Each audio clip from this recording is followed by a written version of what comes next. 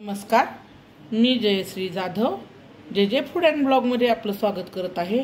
मी घेतलेला आहे लसूण आणि याच्यामध्ये टाकत आहे जिरे। मी आज तुम्हाला दाखवायला आले आहे जुना पदार्थ आंब लोंढ।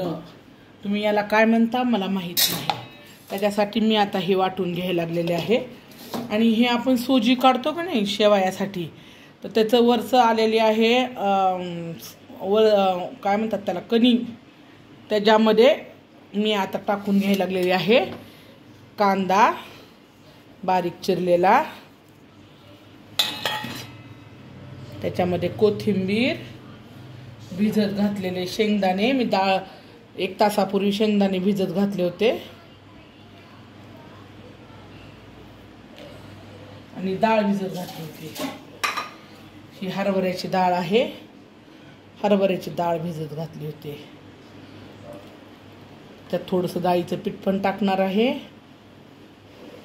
हे गव्हाचं जे काढलेलं आहे ना सुजी, याला तांब पण म्हणतात, कोणी मुटके म्हणते, कोणी आम्ही आंबलोंड म्हणतो। मी ही लसूण अद्रकची पेस्ट घेतलेली आहे।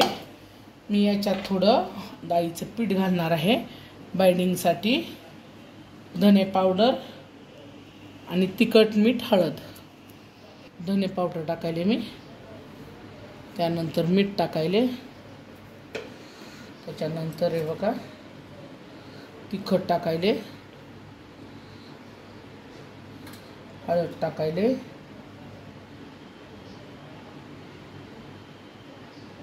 बस हे तिमून घेते। याच्यात मी थोडं ज्वारीचं पण पीठ टाकणार आहे। कोणी कोणी डाळीचं टाकत नाही, ज्वारीचंच टाकतात, तर मी थोडंसं हरभऱ्याच्या डाळीचं आणि थोडं ज्वारीचं टाकलं तर हे तिमून घेते। हे बघा हे असं करायचे, कणिक मळून घेतलेले आहे, असं करायचं। छोटं मोठं आंबलोंड म्हणतो आम्ही याला, कोणी मुटके पण म्हणतात उकडून, आणि आपल्या आपल्या मनावर आहे। कोणी चपट पण करतं, असं पण करतं, मी असे पण खाल्लेत।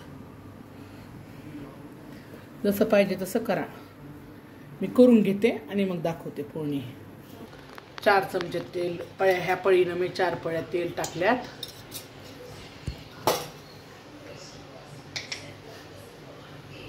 ह्याच्यात मोहरी टाकायले मी,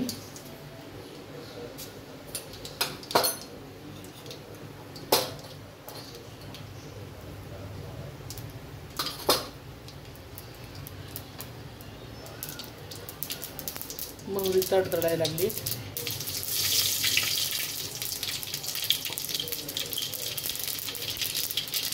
मोहरी तडतडली, जिरे टाकले। जिरे झाले की मग आताच लसूण मीठ मी ठेवलं होतं ते टाकले।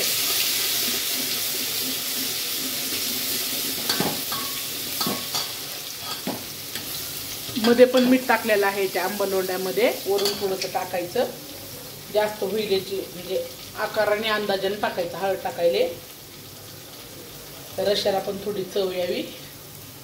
थोडंसं अर्धा चमचा तिखट टाकायले, थोडीशी धना पावडर टाकायले,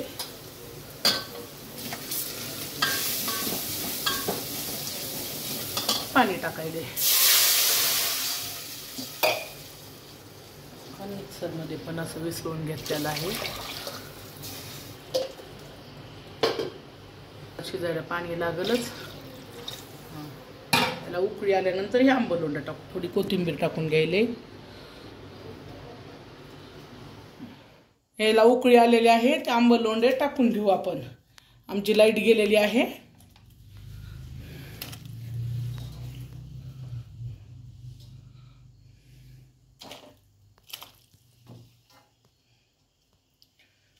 आंबलोंड हे बघा, मी याला अर्धा तास शिजवून घेतले कमी गॅसवर।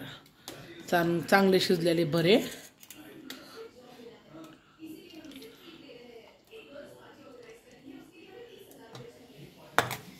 खूप छान लागतात हे आंबलोंड।